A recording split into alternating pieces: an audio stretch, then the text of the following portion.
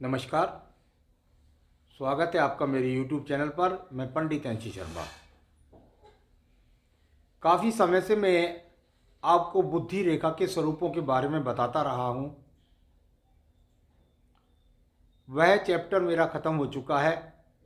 उसमें ये अंतिम चैप्टर मैं आपको बताने जा रहा हूँ। बुद्धि रेखा के बहुत सारे स्वरूपों को मैं एक ही एपिसोड के अंदर आपको बताने का प्रयास करता हूँ। हालांकि यह बहुत विस्तृत सब्जेक्ट है।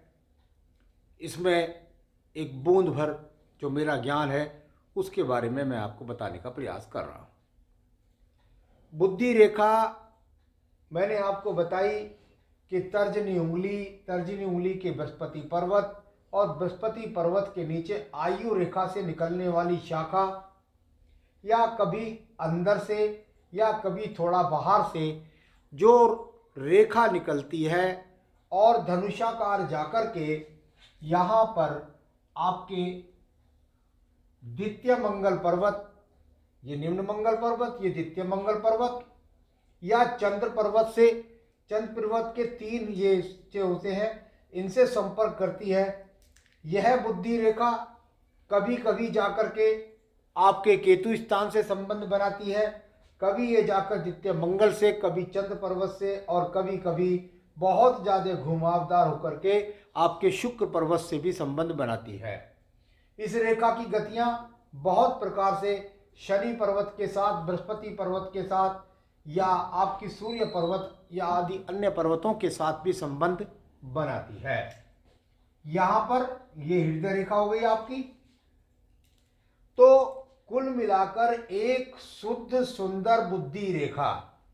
सबसे पहला स्वरूप समझिए, एक सुंदर बुद्धि रेखा जो आपकी आयु रेखा से या थोड़ा सा गैप के साथ भी चल सकती है, या आपके बृहस्पति पर्वत से प्रारंभ होकर के जो बुद्धि रेखा धनुषाकार रूप में सुंदरता के साथ चलती है, किसी प्रकार की कटिंग रेखा नहीं, कोई दीप नहीं, कोई एक्स का चिन्ह नहीं, कोई काला तिल नहीं, कोई यव का चिन्ह नहीं, ना किसी प्रकार से अन्य स्वरूप खराब है, तो वह रेखा आपकी बुद्धि रेखा कहलाती है।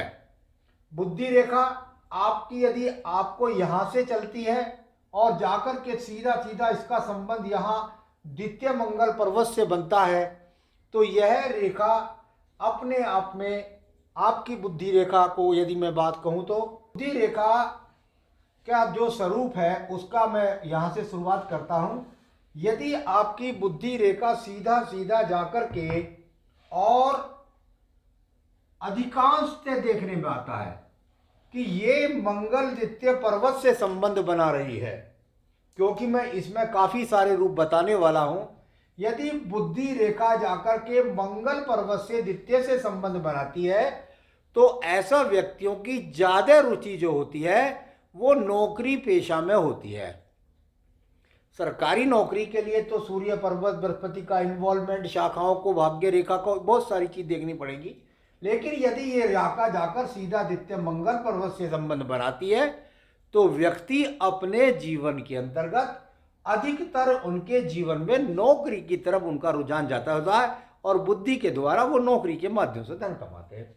भाई आपकी शाखा ऐसी ना होकर के, और कुछ शाखा आपकी यहां से और इस प्रकार से निकलती हुई और ये चंद्र पर्वत के साथ संबंध बनाती है, यानी ये रेखा आपकी गई, और इसने यहां पर ये द्वितीय मंगल पर्वत के नीचे प्रथम चंद्र पर्वत, द्वितीय मंगल पर्वत, तृतीय चंद्र पर्वत और तृतीय चंद्र पर्वत।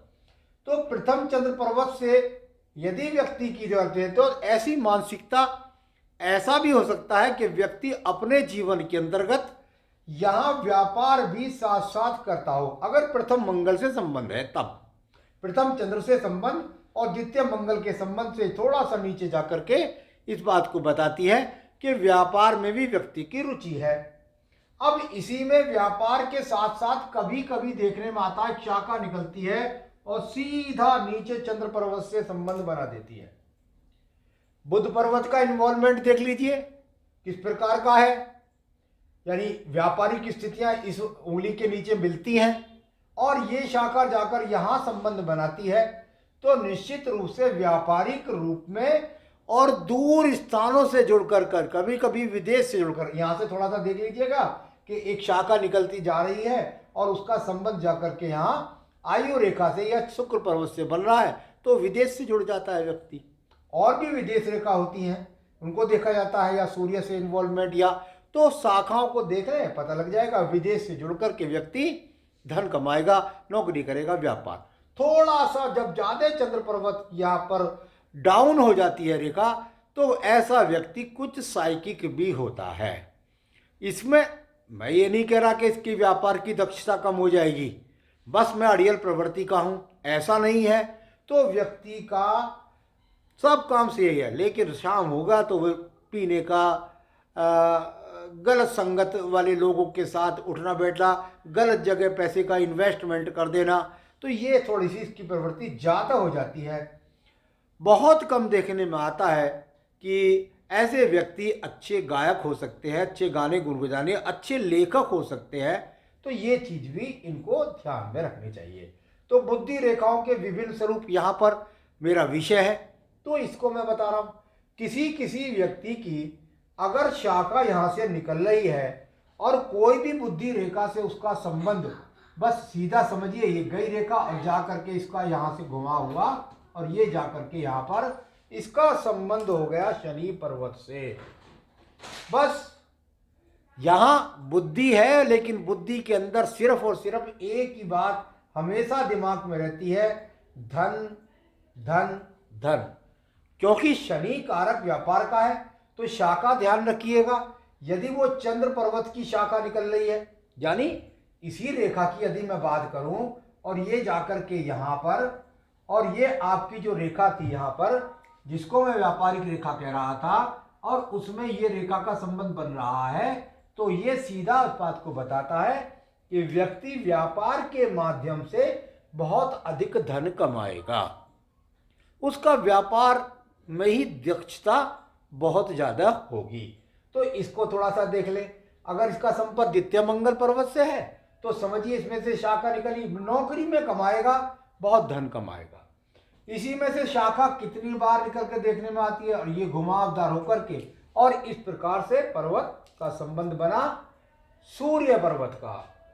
यानी ये व्यक्ति अगर अपने आप में बुद्धि रेखा सीधी गई, मंगल से संबंध बनाया, तो सरकारी नौकरी से जुड़ने का बहुत ज़्यादा, सरकारी टेंडर्स, सरकारी जो एक तरह से व्यापार में जो टेंडर्स मिलते हैं उनको लेगा, और व्यापार या नौकरी जो भी है उसके अंदर यहाँ यदि व्यापार को जा रही है तो समझिए व्यापार के लिए, और यदि ये शाखा सीधी यहाँ मंगल पर्वत को जा रही है तो सरकारी नौकरी के द्वारा। कभी कभी इन लोगों को व्यापार के अंदर सरकारी ठेके मिलते हैं, तो व्यापार का इन्वॉल्वमेंट ऐसे भी जोड़ लेना चाहिए।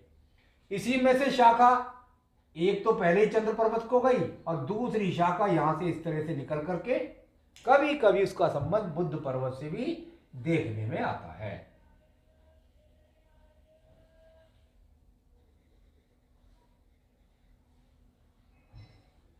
ये बुद्धि रेखा है, बहुत कम मिलेगा इस प्रकार से जाना, ऐसा मिल सकता है। ये व्यापारिक दक्षता, वाणी की दक्षता, एक प्रोफेसर के सारे गुण, एक व्यापारी के सारे गुण, वाणी की श्रेष्ठता, ज्ञान की शुद्धता के कारण व्यक्ति अपने जीवन में प्रसिद्धि प्राप्त करेगा। बस एक मोटी सी भाषा है भाई, ऐसा नहीं है। और ये बुद्धि रेखा आपकी यहां पर, और ये दो मुखी हो गई है, इस प्रकार से दो मुखी हो गई। व्यापारिक दक्षता भी है, नौकरी भी करता है, नौकरी भी करता है, बुद्ध अच्छा है, शेयर मार्केट से भी पैसा कमा सकता है। यहां दो गुणी शक्ति हुई, यानी व्यक्ति के पास जो दक्षता है वो दो गुणी है, यानी उसके पास दुगुनी बुद्धि है, वह दो दो भाषाओं का मास्टर है, वह दो दो क्षेत्रों को एक साथ चलाने की क्षमता रखता है, वह व्यक्ति कई कई क्षेत्रों के अंदर महारत रखता है। यहाँ पर कई बार देखने में मिल जाएगा त्रिशूल है। बस ये देखिए भाई, वही बात हो गई कि भाई दक्षता जो है वो त्रिगुणित है, बहुत ज़्यादा शार्प माइंड है। तो तो ये सब चीज़ें जरा जरा सी देखने में आती हैं बुद्धि रेखा के द्वारा। कई बार ऐसी बुद्धि रेखा गई कि जा करके और सीधा ऐसे इस प्रकार से, अरे भाई ये क्या है, आयु रेखा जैसी दिखाई पड़ रही है। ये आयु रेखा नहीं है, ये देख रही है कहाँ, अगर मैं कहूँ तो केतु पर्वत को इसने संबंध बनाया, क्योंकि यहाँ केतु पर्वत होता है। केतु पर्वत पे संबंध है, मक्कार होगा, ज़्यादा बोलने वाला होगा, झूठा होगा, अपनी बात पर एक तरह से रुकने वाला नहीं होगा, कुछ साइकिक होगा। तो इसका ज़्यादा ढलान होना कुल मिलाकर अच्छा नहीं होता है। भाई ऐसी भी शाखा नहीं है, और यहाँ से शाखा जाकर के और ये बिल्कुल ऐसे घूम गई। बहुत रेयर केस में मिलेगी, अनुभव के साथ मिलती है। तो ये इस प्रकार से गई, बस कुछ नहीं है, एक ही बात है दिमाग में, भोग, भाग्य, पत्नी, बुरे चरित्र, धन धन धन, धन है, संपत्ति मिली हुई है पैतृक, उसकी बर्बादी, अच्छे अच्छे मकान चाहिए, अच्छे अच्छे वाहन चाहिए, चोरी से चाहिए, चकारी से चाहिए, काय से चाहिए, सिर्फ भोग भोग भोग भोग। तो इस प्रकार की प्रवृत्ति भी आप जान सकते हैं। बुद्धि रेखाओं का चंद्र पर्वत से संबंध, मंगल, बुध, ये सब मैंने आपको बताया। यही बुद्धि रेखा आपको बहुत सारी देखने में मिलती है कि भाई आपकी बुद्धि रेखा है, भाई उसमें किसी प्रकार से दीप है, भाई उसमें किसी प्रकार का यहाँ एक्स का चिन्ह है, इस पर कोई भी यहाँ पर काला तिल है, ये बुद्धि रेखा इस प्रकार से टूट टूट कर चलती है, ये बुद्धि रेखा आपकी जंजीरदार हो जाती है, ये बुद्धि रेखा पर काला तिल मैंने बता ही दिया आपको, ये बुद्धि रेखा कवरिंग रेखा के साथ चलती है, इस प्रकार से एक दूसरे को कवर होकर चलती है। ये बुद्धि रेखा आपकी इस तरह से सर्पाकार चलती हैं। इस प्रकार की सारी बुद्धि रेखाओं के और बहुत सारे जो गमन हैं वो मैं आपको पिछले एपिसोड में बता चुका हूं, और आगे यहाँ पर आज भी आपको मैंने एक ही एपिसोड में बताने का प्रयास किया है। तो यहाँ पर मेरा बुद्धि रेखा का विषय खत्म हो गया है। आपको जो भी अपनी जानकारी और बारीकता से लेनी है, मेरे पिछले एपिसोड को पढ़ लीजिए, आप समझ जाएंगे अपने जीवन के बारे में। नमस्कार।